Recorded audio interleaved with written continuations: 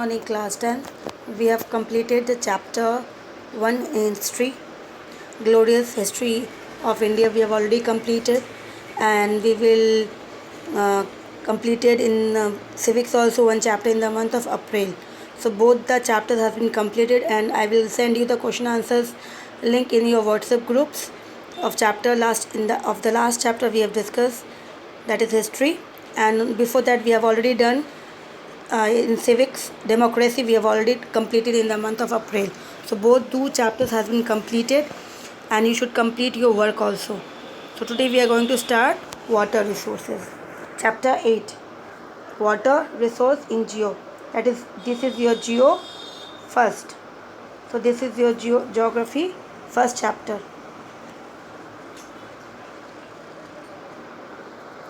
Now we will start with the water resource. So first of all, what is the meaning of resource? To whom we call it resource? And or in any simple language, what is the meaning of resource, or what do you understand by resource? That you have been learning from class 6 onward, that resource, then what is resource? Again, I am telling you in a simple, very simple language so that you should understood, and you should not forget anything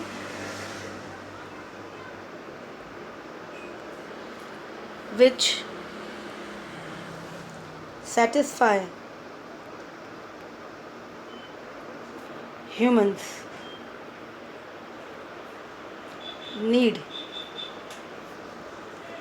So anything which satisfy human needs are called as resource. Clear? So again I'm writing down anything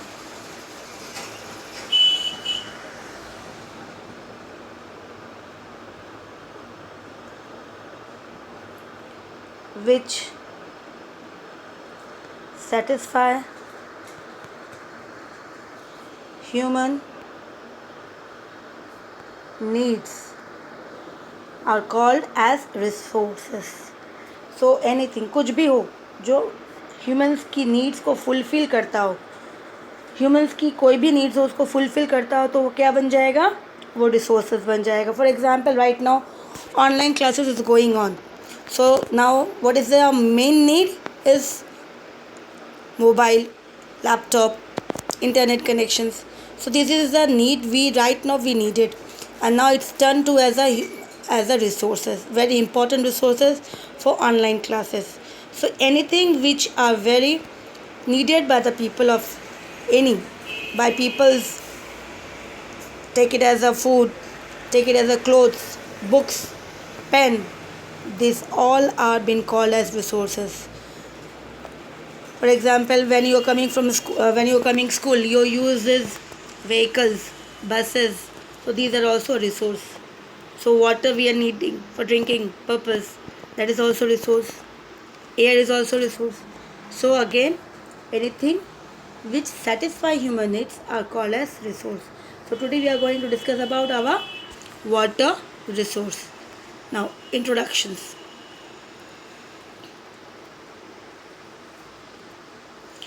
Water is such a precious gift of nature which provide movement to all the activities on plants. जो भी है अर्थ के अंदर जो भी planets हैं, on planet Earth फिलहाल that Earth having water. So we know that we are living on the planet Earth. So water is a precious gift, very important gift, बहुत ही important है हमारे लिए. कुछ भी एक्टिविटीज़ जो भी होती है उससे वाटर के थ्रू होती है. वाटर ऐसा कोई भी एक्टिविटी बहुत मुश्किल होती है जिसमें हम कहेंगे वाटर की यूज़ नहीं होती है. So there is 71% of water in the earth and 29% land. So overall the earth is having 71%, that is, this is water, and 29% is land. Okay, so major portion is the earth is covered with water, and that 29% is land on the earth's surface. Now 97% of this water, we will move to the water again. So we are having 71%. 71% we are using. So 71% What is it? Water on the earth. So it has been talking about this 97 means 97% of water, that is of 71%. So take it 71% as 100%. So 71% as 100%. मान लो कि 71 जो है हमारा water present है अर्थ के अंदर, तो उसको 71 को एज 100% मतलब हमारा 100% हो गया. 71 इक्वल्स टू 100%. अब इसी 100% का 97% जो हो गया, दैट इज़ 97% ऑफ दिस 71 को हमने 100% में डिस्कस करो, तो इसी 71 का 100% और इसी 71 का 97% जो है वो क्या है, वो है हमारा. तो इसी तरह से जो ये 97 है, दैट इज़ हमारा जो 71% वाटर है, तो 71% वाटर जो है किसका बताया जा रहा है. 71% हमारा टोटल वाटर है, तो 71 को हमने कन्वर्ट किया था 100% में, तो 100% में से कहा जा रहा है 97 जो है हमारा, 97 जो है हमारा वो क्या है, 97 इस 100% का 97, और ये 100% किस क्या है हमारा 71% ऑफ वाटर. तो इसी तरह से अब यहाँ पे देखो कि 97% जो है हमारा 71 का 91%, 71 का 97% जो है ये सलाइन वाटर है, जो हमें कहाँ मिलता है, ओशंस में मिलता है. कहाँ मिलता है, ओशंस में. और बचा कितना इसमें से 100% का, तो 100% में माइनस कर देंगे तो कितना बचता है 3%. ठीक है, तो ये 3% क्या मिल गया कि 3% जो है इज़ अवेलेबल फॉर अस. तो 97 तो हम यूज़ ही नहीं कर सकते, सोच लो. तो क्या हो रहा है कि 97 तो हमने ये यूज़ ही नहीं कर पा रहे, 97% हम यूज़ नहीं कर पा रहे, तो हमारा बचा कौन सा, हमारा बचा 3% ओनली. तो 3% जो वाटर है, 3% ऑफ 71. ठीक है, तो 3% ऑफ 71 जो परसेंट है हमारा, उसका 3% जो है वही हमें सिर्फ मिल रहा है पूरी प्लैनेट को. मतलब अर्थ जितनी है उस पूरे प्लैनेट में जितने सारे ह्यूमंस हैं, the humans beings and animals they using, ये 3% जो है उसी पे डिपेंड है. लेकिन ये 3% भी देखोगे अभी कि ये कितना ज़्यादा और कहाँ कहाँ से जा रहा है. So out of this part 69 water is present in the form of glaciers. अब ये 3% को वापस 100% में कन्वर्ट करो. इस 3% को किस में करना है, 100% में कन्वर्ट करना है. ठीक है, तो यहाँ पे हमने देखा कि 3% जो है अर्थ में अवेलेबल है for humans and animals, organisms जो भी है वो. लेकिन इस 3% को वापस आपको 100% में कन्वर्ट करो और यही हमें मिल रहा है. लेकिन इसका भी क्या बताया जा रहा है, क्या कहा जा रहा है कि 69% जो है, मतलब 3% को हमने 100% किया, उसके बाद इस 100% का 69% जो है वो क्या है, इन द फॉर्म ऑफ ग्लेशियर है. किस में, वो ग्लेशियर्स में है. अब बचा कितना हमारा 30%. जो 30% है ये है is found in the form of underground water. तो 69 हो गया जो ग्लेशियर्स है, 69 क्या है, ग्लेशियर्स है. 30 क्या है, अंडरग्राउंड वाटर है. 30% क्या है, अंडरग्राउंड वाटर है. ये अंडरग्राउंड वाटर हो गया 30%. तो बचा कितना हमारा, मिसिंग कितना हो गया, 1%. रिमेनिंग कितना हो रहा है, 1% ही हो रहा है, क्योंकि 69 हो गया, ये 30 हो गया, और 1 ऐड करेंगे तो 100 हो जाएगा. 100 किसका हो जाएगा, ये 3% का. ठीक है, तो ये 1% जो है, अब ये 1% कहा जा रहा है कि the remaining 1% is used for drinking purpose, irrigation purpose and various economic activities. For example, industries में वाटर यूज़ होता है, फिर हाइड्रो इलेक्ट्रिसिटीज़ प्रोड्यूस किया जाता है, तो इसी तरह से इकोनॉमिक एक्टिविटीज़ के लिए यूज़ किया. तो मतलब इस पूरे 103 को हमने 100% में कन्वर्ट किया. 69% हमारे ग्लेशियर्स में चला गया, 30% हमारा चला गया अंडरग्राउंड वाटर. तो हमारे पास बचा कितना, पीने लायक, एग्रीकल्चर्स के लिए, ड्रिंकिंग के लिए और अदर पर्पस इकोनॉमिक एक्टिविटीज़ के लिए 1%. तो सोचो कि आप पानी कितना वेस्ट करते हो और हमें मिलता कितना है, 1% ऑफ दिस, इस 3% को कन्वर्ट किया हमने 100% में, और इसी 100% में से 1% हमें मिलता है ह्यूमन बींग्स को water for drinking, irrigations and economic activities. So think about that how much water you have been destroying और एक्सप्लॉइटिंग. कितना ज़्यादा पानी बर्बाद किया जाता है हमारे देश में, करते हैं अनजाने, उनको पता ही नहीं है कि हमारे जो लेवल है पानी की कितनी कम है और कितना ज़्यादा उन्हें लगता है पानी की कोई कमी नहीं है. बट वर्ल्ड में धीरे धीरे स्कैसिटीज़ बढ़ रही है, पानी की कमी हो रही है. अब यहाँ पे देखो, availability of usable water in India amount 1869 billions cubic metre है.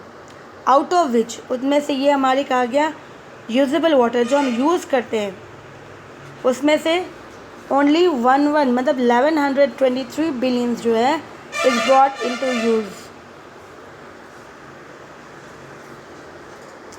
हमारे इंडिया में हमें इतना पानी मिलता है, यूजेबल है, अवेलेबिलिटी है, लेकिन उनमें से हम लोग कितना यूज़ कर पाते हैं उसे 1123 billions metre cube. Out of this again use by mankind, out of this water use by mankind कितना 690 billion metres is found in the form of surface water. तो इसी में से कि जो मैनकाइंड यूज़ करते हैं कितना, अब ह्यूमन बींग्स मतलब कितना यूज़ कर रहे हैं इसमें से, तो 690 बिलियन मीटर क्यूब्स ये हमारा सरफेस वाटर है. And 433 billion metre cubic metre is found in the form of underground water.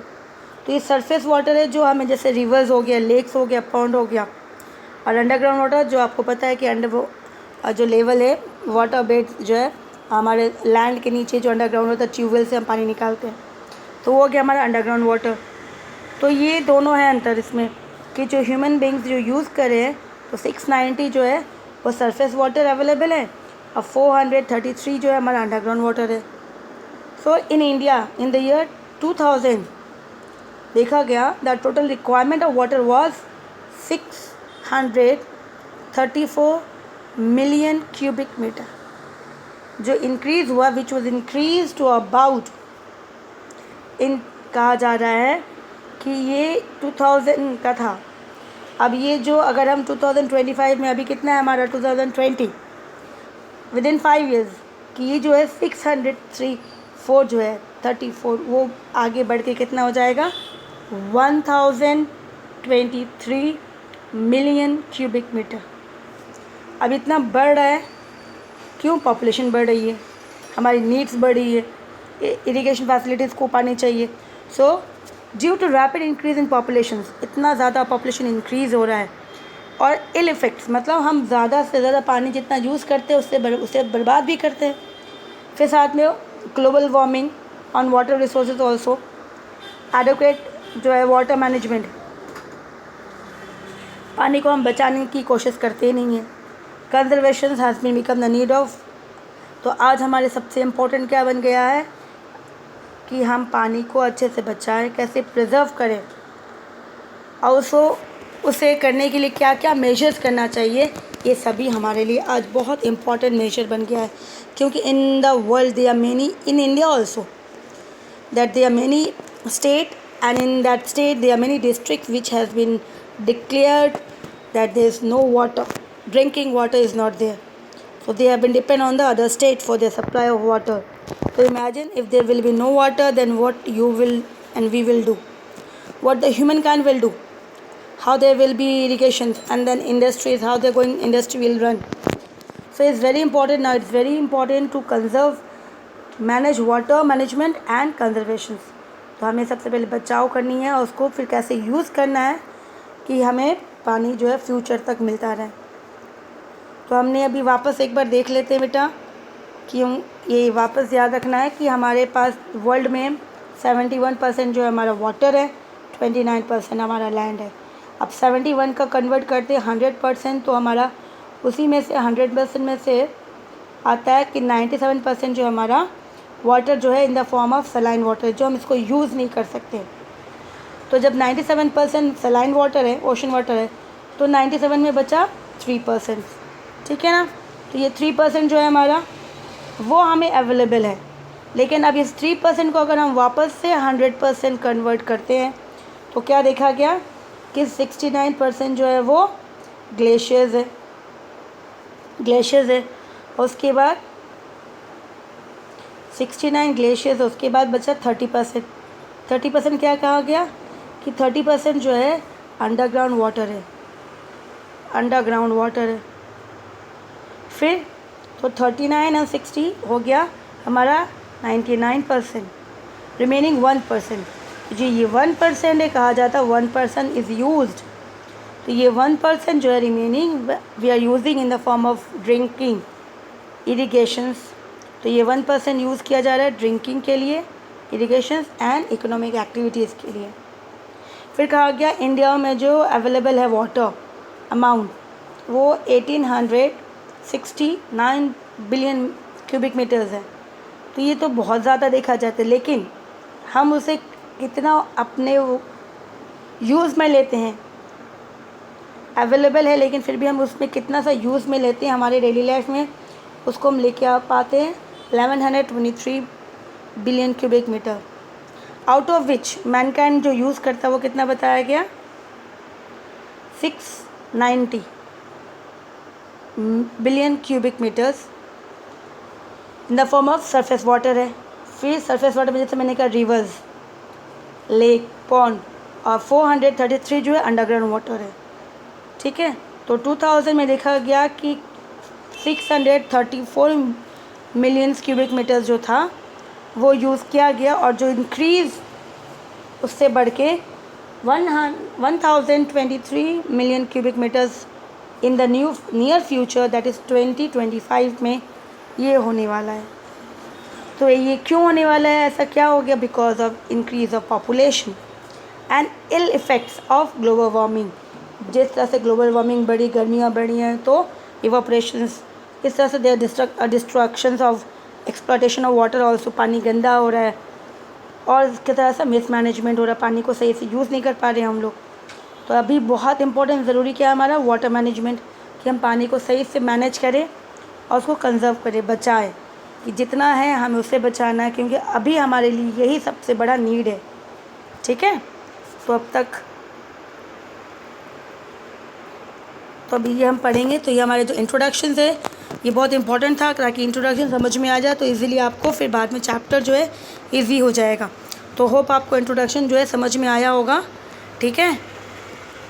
आज हम लोग इंट्रोडक्शन ही करेंगे, नेक्स्ट वीडियो में we will go through water management, और इसे आप एक बार वापस से समझ लेना ताकि आपको जो है प्रॉब्लम ना हो, बेसिक जो है कंसेप्ट क्लियर हो जाए कि 71 इक्वल्स टू 100 में इसमें कितना गया 97, फिर वापस 3% को 100 में किया हम लोगों ने तो 69, देन 30 इक्वल्स टू 99% जो है हमारे लिए यूज़ में नहीं है, फिर 1% ही जो है हमारा यूज़ में हो रहा है।